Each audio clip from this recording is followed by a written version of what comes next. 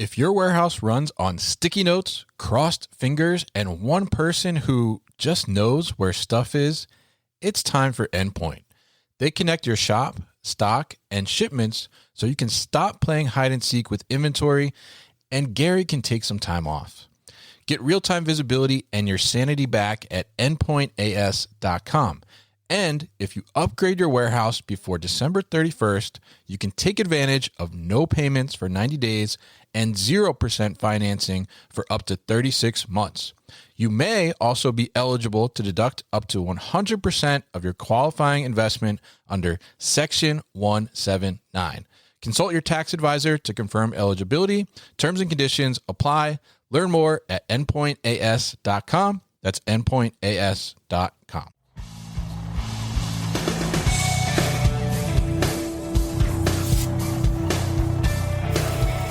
The New Warehouse Podcast, hosted by Kevin Lawton, is your source for insights and ideas from the distribution, transportation, and logistics industry.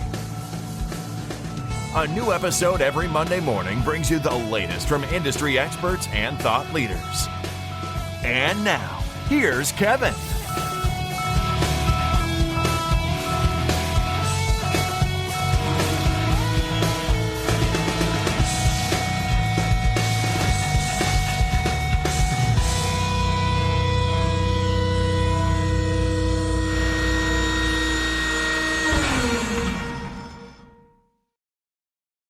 Hey, it's Kevin with the New Warehouse Podcast, bringing you a new episode today.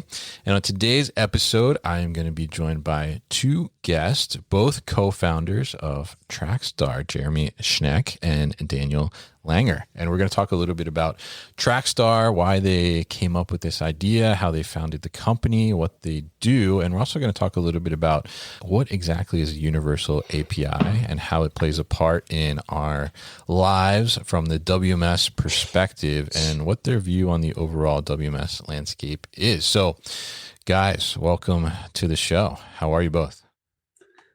We're good. Thanks for having us. Yeah, long time listener, first time call. Yeah, we love those. Definitely. We love to get our listeners on as guests. So appreciate that for sure, Jeremy, and welcome to the show and happy to get you guys on. I've heard a lot about Trackstar and I've seen you around in the ecosystem or the ecosphere, we'll say, of the industry. So definitely very interested to dive into what it's all about today. So Jeremy, why don't you kick us off and tell us just give us a brief overview of what Trackstar is and maybe tell us a little bit about kind of the founding story as well. Yeah, that sounds great. Trackstar is a universal API for warehouse management systems. Most of the time I break my intro on Trackstar into two buckets. Okay. What's a WMS? What is a universal API? I think the what is a WMS side for your listeners, I will go through a little more quickly, but sure. Like everyone knows, WMS or warehouse management system is the system of record for all data that lives within a physical warehouse. WMS are used to track the inflow of goods in and out of warehouses. Supply chain is I think if my stats are correct, $10 to $12 trillion industry. I believe 90% plus of goods flow through a warehouse at one point or another. So when we buy a product off shelf, 9 out of 10 times that good will at some point go through a warehouse. And the point being, WMS are a really critical system for warehouse operators, and it tracks and stores really valuable information around the movement of goods. What's arriving at the warehouse, what's in the warehouse, what's leaving it, order, shipment data, and more. But what's the challenge? So this data is really valuable, but the challenge is there's hundreds of different WMS out there. There's the off-the-shelf systems that anyone can buy if the three of us opened a warehouse tomorrow, whether that's a DePasco, Vericor, Paccio, InfoPlus, ShipHero, the list goes on. And there's also a lot of 3PLs that have built their own custom WMS in-house, like a DCL in California, sure, because they've been around for 10, 20, 30 years and there weren't great off-the-shelf systems when they first get started. So on one side of the equation, there's a lot of different WMS. They are highly fragmented ecosystem. They're hard to integrate with, but they hold really valuable data. So what does Trackstar do as a universal API? A universal API builds integrations into all of those different systems and then normalizes that into a common data model with single unified API endpoints for folks to connect with. So software companies, instead of having to build integrations into each WMS one after another, which is a huge slog because there's hundreds out there. They connect once to our product and now are pre-integrated to all the different systems out there. We support 85 systems today. We're adding new ones every week. And every time we build a system, 86, 87, 88, all the way through 100, because we map it to our common data model, software companies using our API don't need to do any extra work. So we are unifying the data from a very fragmented landscape into our normalized schema. And we make it so cool software can build tech without having to worry about the integration headache that is so pervasive in this industry. But Daniel, let me know if I missed anything there. No notes. No notes. All right. Wow. Yeah. Perfect execution by Jeremy. So, very, very interesting there. And I'm curious, like, how did this idea come about? Like, how did you stumble across this problem set or this challenge and decide, like, okay, we need to solve this? So we were originally working on a different product, Jeremy and I. Okay. Back in, I guess it was 2022, we started working together.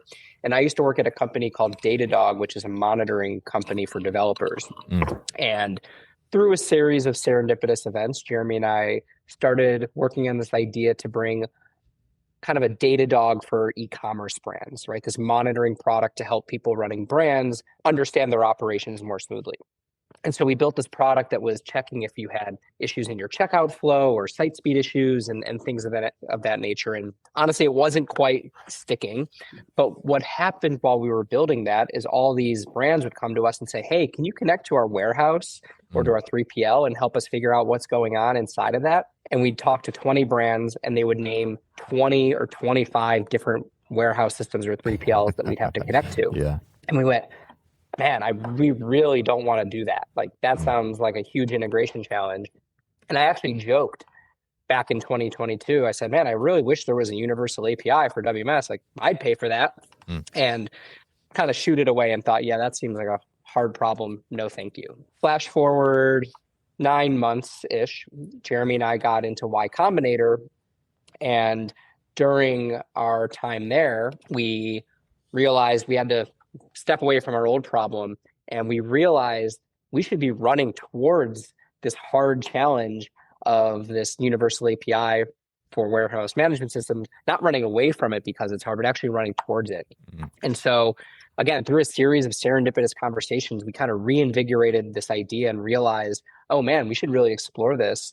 And I would say around March, April of 2023, we hit the ground running and started talking to all these different software companies who had all these different use cases for needing to connect to WMS. And we haven't looked back since. So long story short, we uncovered this ourselves, building software, wanting to integrate with all these WMS, but not wanting to go do all these one-off integrations. So you kind of had the need yourself, right? And then you're like, oh, actually, this is the problem to solve, really. So very interesting there, and I think it's really interesting to. You said you started in 2022. So it's been a couple of years, right? And I think that we've seen more and more kind of software come into the industry. So I'm curious from your perspectives, like, how have you seen that evolution of software in our industry kind of develop over these last 3 years, and how has that integration become even more critical? Yeah, I think a really great analogy, and the company that invented the space of universal API is a company called Plaid. Plaid built integrations into all of the different banks, normalized it to a single API, and then fintechs, whether that's a Robinhood or a Venmo, they connect once to Plaid and they have all the banking integrations they can offer. Why I bring up that story is when Plaid came on the market, it led to a huge rise in the number of fintechs out there because Venmo really couldn't exist if it didn't integrate with banks. But this universal API made it really easy where the integration challenge was removed from the equation in totality, where now everyone's like, oh, I can get banking data. We're actually seeing the same thing happen in the supply chain space. I think there's two things. One is we chat with a lot of software companies that are early stage startups, and they'll tell us, oh, I was talking to a VC firm because I'm going to raise capital, and they had this worry about how am I going to handle the integrations. But they also in the same sentence said, you're going to have this integration challenge. You should talk to Trackstar. They're going to make your life really easy where you don't need to build two products in one, an integration product and build your core product. Trackstar will handle all of your integrations. and you can just focus on your core product. So we're actually seeing a lot of really cool new tech in supply chain and ops that are able to grow much more effectively and quickly because they can close any deal, whether they're selling to warehouses or brands, because they don't have to worry about brand A is on Ship Hero, brand B is on Pacquiao, brand C through F are on custom systems. They can just tell them, hey, we already support you. We can onboard you. So I think that's like one part of the equation. Is it's really cool to see as a company that we're removing this burden that lets people succeed more easily. And then the second side of it is I feel like exogenous supply chain events happen once every 10 years. It used to be like oil crisis puts a spotlight on supply chain. But in the last 5 years alone, we've had tariffs in this year. We've had COVID. We had the Suez Canal. You have Baltimore Bridge. You have port strikes, massive congestion. Every year, there's a huge magnifying glass on supply chain. Brands realize I need to get my operations buttoned up. Software realizes there's a massive opportunity to build really cool tech to improve supply chain ops functionality. And that's led to a big rise in companies in the space. So I think now is one of the best times ever for people to build supply chain tech, both from a macro environment and an ease of building, because there's less friction to get a good product off the ground. Interesting. Yeah. What do you think, Daniel? I think the last thing I want to add is I don't know if our product could have existed, 10 years ago. I would say almost no way. Even 5 years ago is iffy. And I think it's due to there has been an increase in the digitization of this warehouse data at all. And I think for so long, the data inside the WMS was locked away as something that was untouchable. And I think it was really Shopify that helped set the standard for, hey, this data actually needs to be able to pass back and forth between systems, figure it out. And so all these different WMS have figured out ways to transmit data in one form or another. It's not always a beautiful API, but transmit data in and out.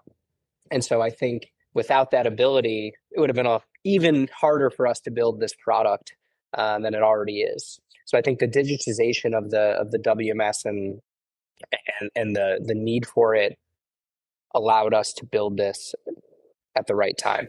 Yeah, it's interesting to hear that perspective, like that, like you said, like 5 years, 10 years ago, like this wouldn't have necessarily been like a value, right, or a fit, because there just wasn't. We just weren't at that point, right? So it's interesting to see how this level of technology has come into our industry and become such a key factor to being successful and meeting that consumer demand at the end of the day, right? So, and you guys mentioned a couple of times there, like just the vast amount of WMSs that are out there, right? Like you said, like, oh, there's 20, 25 that we're being asked to integrate with for your original problem, right? And it's like, well, we don't want to do that, right? So tell us a little bit about, why do you think there are so many WMS systems, and what do you think about the market for WMS right now? I think the simplest answer for why there's so many WMS is you could argue that a lot of these different systems say that they specialize in something more specific, whether it's parcel or, freight or LTL or food and bev or fashion. So I think a lot of them have been developed with maybe a specific type of warehouse or 3PL or customer in mind. I think over time, a lot of them now try to do everything. Sure. Because that's, your software company, you're trying to take as much TAM as you can, but I think a lot of them originally started on some specific focus or niche area, but have grown over time. So I think that's the main area, but I also think it's just a huge market, right?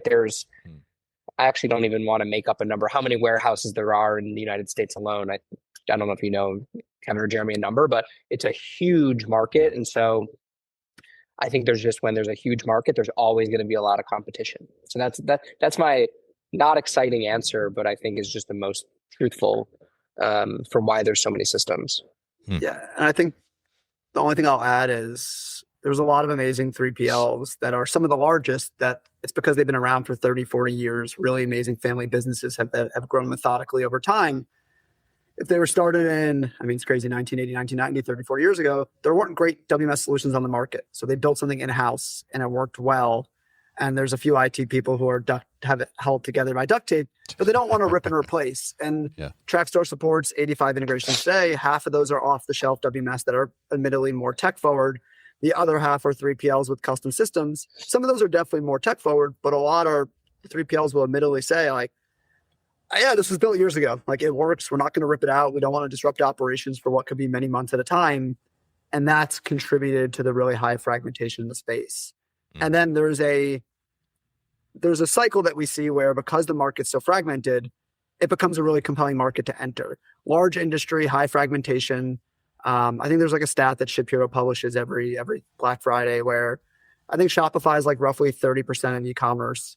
And then ShipHero represents, give or take, 5% of Shopify's volume is what they like disclose around Black Friday. Then e-commerce is a fraction of total retail. It's like 15% of total retail. That means ShipHero is like a drop in the bucket if you like do the math, 16% times 30% times the 5%. And I think because the market's so fragmented, really smart people say, oh, I want to go build a WMS and take market share, because even if I capture a percent, I built a really huge business. So it's been this compounding cycle of no one's won the space and people keep building good tech in it. And next thing you know, the fragmentation snowballs. Yeah. Interesting perspective there. Because I had somebody ask me yesterday, and they're working on a startup, and they're like, like long term, like, do we make this into a WMS? And I'm like, I say no, because I think there's too many already, right? And then that becomes very difficult to get your product in, because now you also have to convince them to switch WMS systems as well, right? So I'm curious your thoughts on that, right? I mean, what where do you think the WMS is evolving to, right? Because we're seeing, as we talked about earlier, I mean, there's so many other now softwares that are just focused on like small parts of the operation, or just like very niched down flows or processes within the operation that then plug into the WMS, right? So how do you see like the WMS itself evolving into the future, and like what does that future WMS look like in your mind? I think that especially right now, as margins for 3PLs are getting even thinner, the expectation that the WMS can help them make more money or reduce costs in some way, that expectation is higher. And so I think specific features, hard for me to perfectly say, but I think whether it's something like helping, warehouses, pick and pack more efficiently, or using AI in some way to help find better shipping costs, or whatever it is, it has to be focused around the P&L, or you're going to get replaced. And I think it just comes back to how thin the margins have become for 3PLs. Yeah, and the only thing I would add, and we're seeing WMS become a lot more open. I think Daniel talked about like 5 years ago, our product couldn't exist. Sure. WMS know they can't do everything. It's just you're a software company with a defined number of people. You can't build all things for all people. But if you have an open API, or you have some way to get data in and out, that means other software companies can build really cool vertical functionality that makes your WMS a better product. And I think the truth is brands here hold the keys to the kingdom. Like 3PLs are buying WMS, but brands are working with 3PLs. And then brands want to buy brands and warehouses want to buy a whole slew of software that improves their operations. Like there's an amazing company that uses our API called Parcel Recharge. They help warehouses solve their working capital pain points around floating shipping costs. Obviously, like 3PLs float shipping costs for brands, it causes a working capital problem. Warehouses are going to use a WMS that is open, that they can then buy really cool tech like Parcel Recharge to improve their operations. And if a WMS isn't open, the WMS either has to do everything super well, which is never possible, or the WMS can say, hey, we play nice with all this other amazing software that does invoicing or does parcel optimization or does inventory forecasting. It doesn't matter. There's a whole slew of solutions. So I think there's two bets. WMS either have to do everything in-house or just play nice with a lot of software and be able to tell your customers, oh, by the way, here's amazing tools you can buy to fill in the gaps in the margins of where our product happens to not have as robust functionality. And we're seeing a lot of that. Like folks are definitely really open and want integrations because they know it benefits them, benefits the WMS because it benefits the warehouses and the merchants end of the day. Interesting. Yeah. And I think it's interesting to see in the 3PL space, like, you know, there's WMSs because I certainly see the 3PLs being more open to trying new tech, right? Or trying like a new WMS versus, you know, some of these larger corporations like that are doing their own self-fulfillment and things like that. Or maybe have homegrown systems like you mentioned, right? So, I mean, do you think that it's smarter as an operator to go for a WMS that is like feature heavy, has more features, or maybe a WMS that's maybe less features but more open to like these other integrations and bringing in other partners or different softwares to support whatever they might want to accomplish? I think Daniel and I are admittedly biased. We would go the second route. Sure.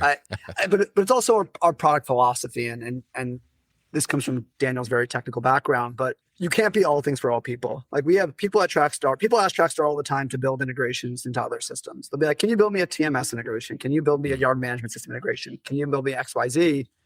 Yeah, we could theoretically, but we want to specialize and be the best at what we do. And I think anyone who specializes in solving working capital pain points for warehouses or inventory forecasting for brands or invoicing for warehouses, doesn't really matter. They're going to do a better job being hyper specialized in building the best solution they can in that market than a WMS who's going to have to build so many pieces of functionality for all people. So we're biased because I think the benefits Trackstar, but we're also biased because the philosophy we ascribe to is be very focused and disciplined and build a very deep and rich product rather than building a very wide product. And integrations and connectivity mean WMS can't be wide and deep at the same time. It's very difficult to do that. Interesting. Yeah.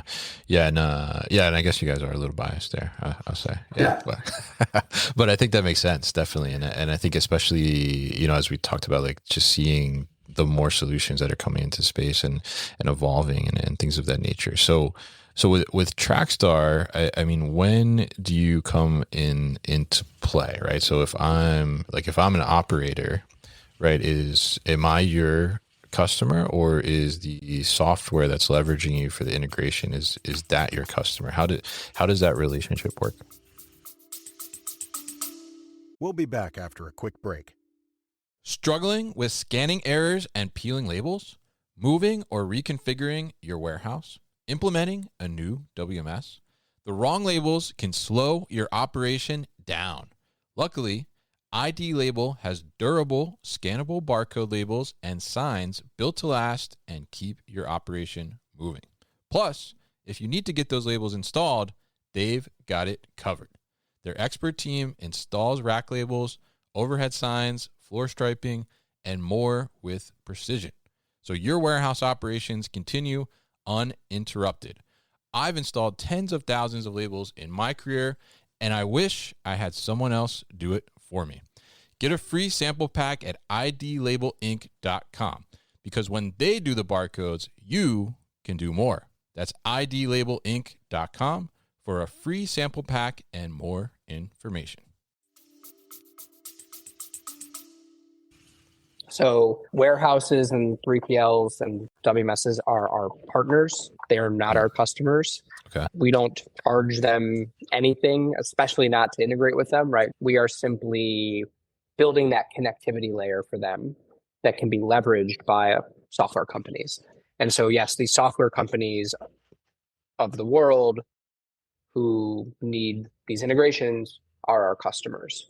And so our benefit to the merchants and the 3PLs and the warehouses is we provide that connectivity layer without burdening them. And it allows them to access all this amazing software, you know, like Jeremy just gave one example, very, very quickly, right? So they can leverage, you know, inventory forecasting tools and ERPs and financial products and different return systems, all without having to, build the integration on their side.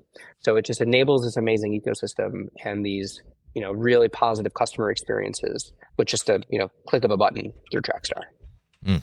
Yeah. And yeah, like you said, Kevin, our customers are the software companies. Because if you're a software tool that sells to brands or warehouses, the challenge, as we talked about before, is and it's the challenge Trackstar V1 had back in the day. The first brand you talk to is on system A, the next one's on system B, the next one's on system D, and then every brand's on a different WMS, every warehouse is on a different WMS. One of a few things happens. You either build each integration and onboard each customer, and then next thing you know, you have multiple people building integrations really slowly, and it's super expensive and really inefficient. Or you say no to customers. You say, I'm not going to onboard you because you're always, hey brand, your 3PL is on a custom WMS. I'm not going to build that because I don't know I'm going to onboard the next customer on that system. Building that integration is more expensive than onboarding you. And the next thing you know, these software companies, they're stuck selling to 2% of their addressable TAM because they don't have any integrations. So the benefit we provide is to the software company. We make it so they don't have to spend hundreds and hundreds of thousands or millions of dollars of engineering resources to build integrations, while at the same time, it lets their sales teams close any deal no matter what the underlying WMS is. Everyone in the ecosystem benefits, but the biggest beneficiary is those software companies who can now onboard anyone no matter what the underlying system is. Very interesting. Yeah. It kind of expands the potential customers essentially, right? And kind of takes some of those barriers down. Very interesting and very smart to kind of fall into this problem that you found and say like, you know what, we are going to take this on. I think really a great thing there. So now you guys are kind of naturally, it sounds like, seeing some of these new softwares that are coming into the industry and what people are building. So can you share with us like what kind of softwares or companies are coming up that are looking pretty exciting for you? Yeah, I think the most topical is around navigating tariffs. I don't need to repeat any of what we already know with all this stuff going on with tariffs, but there's this whole and I'm not a tariff expert, so if I say anything incorrect, someone correct me, but there's a process around tariff duty reconciliation and drawbacks where you pay tariffs for the goods you import, but then if you end up selling a product back outside the United States, you actually get money back for the tariff that you paid on that import. Right, Jeremy, did I get that right? Is that the gist? Or that's the gist. Right. And so understanding all that information of, the tariff code and where the product went and came all lives in the WMS. And so we're working with different folks who are building solutions around handling this tariff situation. And that is just one example of something that can be really automated with software. Fascinating problem, can immediately start saving tons of people money, and really hard to build if you don't have these WMS integrations because you're, again, have to unlock this data from all these different WMS to support all these customers. So that's a really, really topical one that is really exciting, very cool, and a perfect use case for software and software that needs to integrate with the WMS. Interesting. And that's something that somebody is building, or that's just like an idea you have?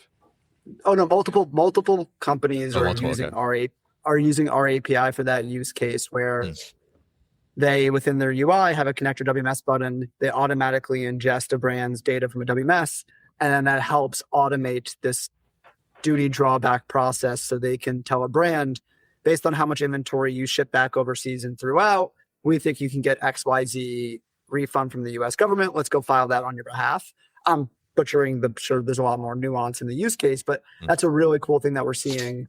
Another use case that we love is like ERP of the future. I think what's really interesting is NetSuite's been around forever, a huge company, not the best for seamless integrations. If you're a brand and you onboard onto NetSuite, you pay system integrators to build connectivity into all your different technology. So like brand onboards onto NetSuite, spends 6 months and hundreds of thousands of dollars getting set up. But then what always happens is 6 months, 12 months later, you either add a new 3PL or you switch 3PLs because something goes wrong. And then you go, well, my new WMS isn't connected to NetSuite. You have two options. You either hire a system integrator to do the work again, and you're like banging your head against the wall, being like, I thought I was done with this. I can't believe we have to be building integrations into NetSuite for the end of time. Or you just say, I'm going to manually upload stuff into NetSuite, and you have someone who's literally manually doing it. The ERPs of the future, of which we work with a lot of them, their whole worldview is not every brand is a snowflake. There are common flows we can solve, and we want seamless connectivity into every single system a brand has. So onboarding onto a new ERP doesn't take 6 to 12 to 18 months on NetSuite. Now you can do it super seamlessly and super quickly. And by the way, brands, we know your businesses are always changing. Don't worry, we connect to the evolving needs of your business as well.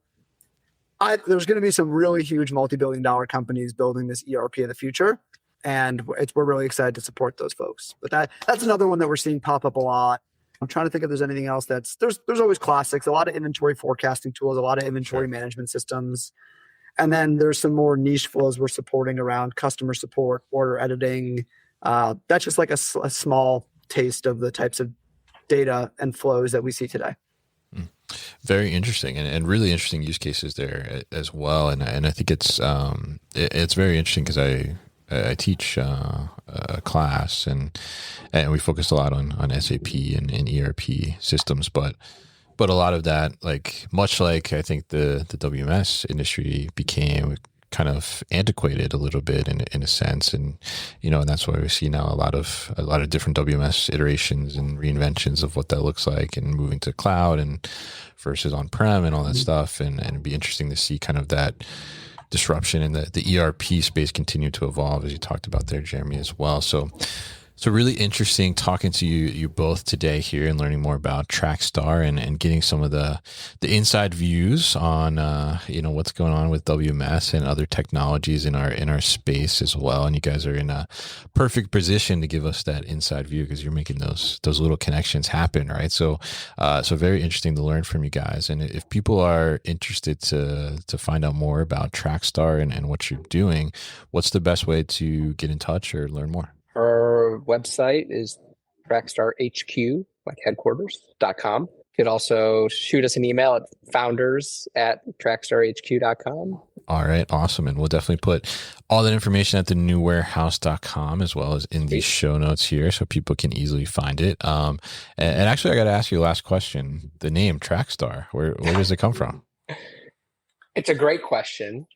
It was... So when we were working on the original product, right, we were tracking things. So we kind of, we were monitoring and tracking things. And I don't know exactly how it came into my head, but I was at the gym one day and I thought of the name.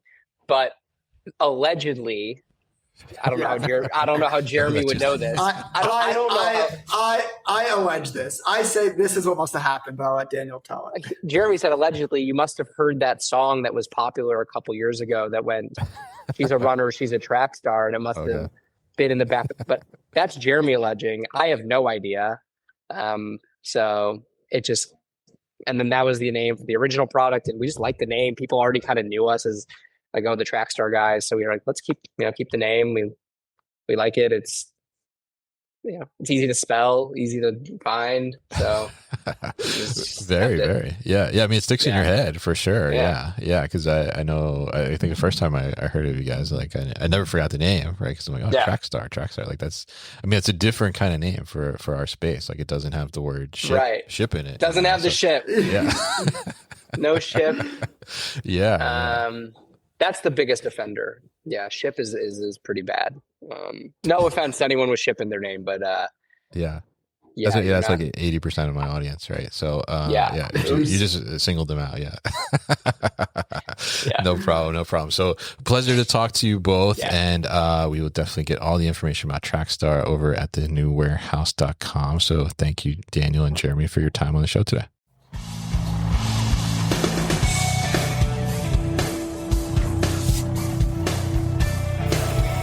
You've been listening to the New Warehouse Podcast with Kevin Lawton. Subscribe and check us out online at thenewwarehouse.com.